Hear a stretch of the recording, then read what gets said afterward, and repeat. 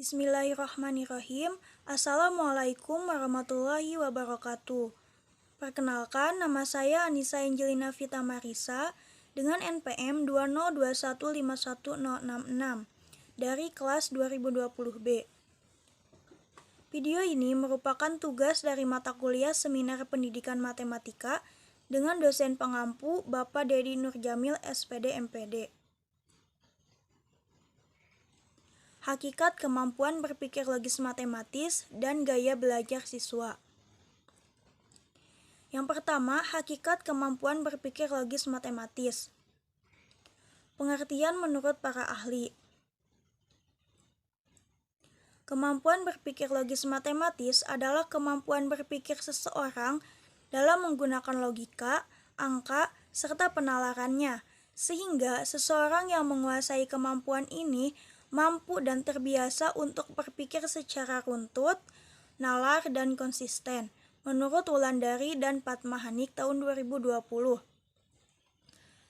Menurut Netriwati pada tahun 2014, berpikir logis matematis adalah salah satu tujuan dalam pembelajaran matematika yang merupakan proses mental dalam mengembangkan pikiran dan beberapa fakta dan sumber yang relevan. Selanjutnya, menurut Suhendri, kecerdasan logis matematis adalah kombinasi antara keterampilan berhitung dan kemampuan logika sehingga siswa mampu memecahkan suatu persoalan dengan logis. Berdasarkan beberapa pendapat ahli tadi melalui analisis sintesis, maka dapat disimpulkan bahwa kemampuan berpikir logis matematis adalah kemampuan seseorang dalam menggunakan logika dan penalaran untuk menyelesaikan suatu masalah sesuai pola atau aturan yang terstruktur untuk memperoleh kesimpulan.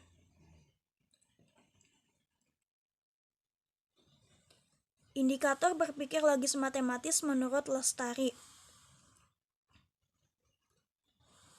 Yang pertama, membuat makna tentang jawaban argumen yang masuk akal. Yang kedua, membuat hubungan logis di antara konsep dan fakta yang berbeda. Yang ketiga, menduga dan menguji berdasarkan akal. Yang keempat, menyelesaikan masalah matematis secara rasional. Dan yang kelima, menarik kesimpulan yang logis. Kemampuan berpikir logis matematis memiliki karakteristik, yaitu sebagai berikut. Yang pertama, mengkategorikan, yang kedua, menghubungkan, yang ketiga, menghitung, dan yang keempat, membuat kesimpulan.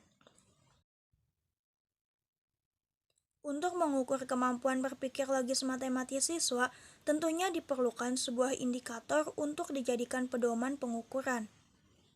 Indikator berpikir logis matematis menurut Lestari yaitu sebagai berikut.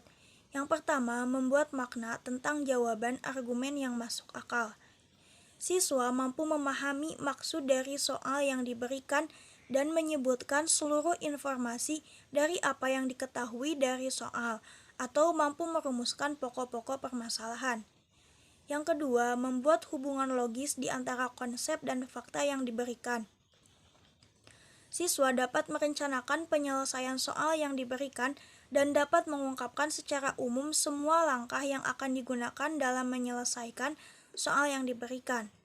Yang ketiga, menduga dan menguji berdasarkan akal. Siswa dapat menentukan strategi atau langkah-langkah yang akan digunakan dalam menyelesaikan soal yang diberikan. Yang keempat, menyelesaikan masalah matematis secara rasional. Siswa dapat menyelesaikan soal secara tepat pada setiap langkah yang digunakan dan menetapkan kebenaran dari setiap langkah yang digunakan dalam menyelesaikan soal. Yang kelima, menarik kesimpulan yang logis.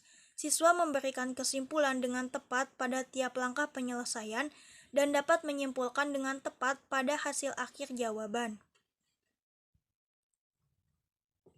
Untuk contoh soalnya, April membuat tongkat sepanjang 2/5 meter dan Jun membuat tongkat sepanjang 1/2 meter. Total panjang tongkat mereka adalah titik-titik meter. Untuk jawabannya, tahap pertama, membuat makna tentang jawaban argumen yang masuk akal, yaitu memahami soal. Siswa harus menuliskan informasi yang terdapat pada soal. Lalu, untuk penyelesaiannya, tuliskan yang diketahui, ditanyakan, Dan tahap yang kedua yaitu membuat hubungan logis di antara konsep dan fakta yang berbeda. Menduga dan menguji berdasarkan akal, siswa harus menemukan hubungan antara apa yang diketahui dan apa yang ditanyakan, sehingga mampu menyelesaikan masalah matematis secara rasional. Untuk tahap yang ketiga yaitu menarik kesimpulan yang logis. Nah, jadi panjang tongkat Apre dan Jun adalah 9/10 meter. Dengan demikian, kemampuan berpikir logis yang baik akan berpengaruh pada kemampuan siswa. Di antaranya, siswa mampu memprediksi sesuatu dengan tepat. Siswa dapat menyusun permasalahan atau situasi yang ada ke dalam bentuk maupun model matematika secara rasional. Kemudian, siswa mampu menghitung dan menyelesaikan perhitungan secara matematis, serta siswa mampu mendapatkan suatu kesimpulan dengan tepat. Oleh karena sebab itu, hasil belajar siswa dalam kegiatan pembelajaran, baik mata pelajaran matematika maupun mata pelajaran yang lain, akan berkembang dan meningkat jika siswa memiliki kemampuan berpikir logis yang baik. Gaya belajar siswa. Gaya belajar dianggap memiliki peranan penting dalam kegiatan belajar. Gaya belajar adalah gaya yang dipilih seseorang untuk mendapatkan informasi atau pengetahuan dalam suatu proses pembelajaran. Menurut Fleming dan Mills, gaya belajar merupakan kecenderungan siswa untuk mengadaptasi strategi tertentu dalam belajarnya sebagai bentuk tanggung jawabnya untuk mendapatkan satu pendekatan belajar yang sesuai dengan tuntutan belajar di kelas atau di sekolah maupun tuntutan dari mata pelajaran. Menurut Nasution, gaya belajar adalah cara yang konstan yang dilakukan oleh seseorang murid dalam menangkap stimulus atau informasi, cara mengingat, berpikir, dan memecahkan soal. Menurut Sukadi, gaya belajar adalah kombinasi antara cara seseorang dalam menyerap pengetahuan dan cara mengatur serta mengolah informasi atau pandangan yang ia dapat.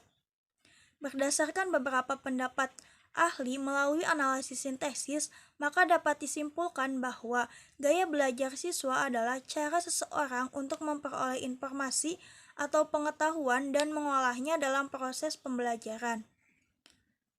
Menurut De Potter dan Hernaki, terdapat 3 jenis gaya belajar, yaitu gaya belajar visual, auditorial, dan kinestetik.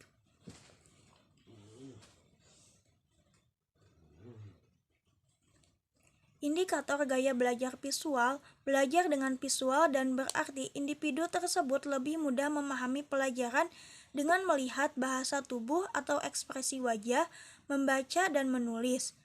Kemudian mengerti baik mengenai posisi, bentuk, angka dan warna, rapih dan teratur, tidak terganggu dengan keributan, dan sulit menerima instruksi verbal. Indikator gaya belajar auditorial, belajar dengan cara mendengar, baik dalam aktivitas lisan, memiliki kepekaan terhadap musik, mudah terganggu dengan keributan, dan lemah dalam aktivitas visual. Indikator gaya belajar kinestetik, belajar dengan aktivitas fisik, peka terhadap ekspresi dan bahasa tubuh, berorientasi terhadap fisik dan banyak bergerak, suka mencoba dan kurang rapih, lemah dalam aktivitas verbal. Sekian presentasi yang dapat saya sampaikan. Mohon maaf apabila terdapat banyak kesalahan. Wassalamualaikum warahmatullahi wabarakatuh.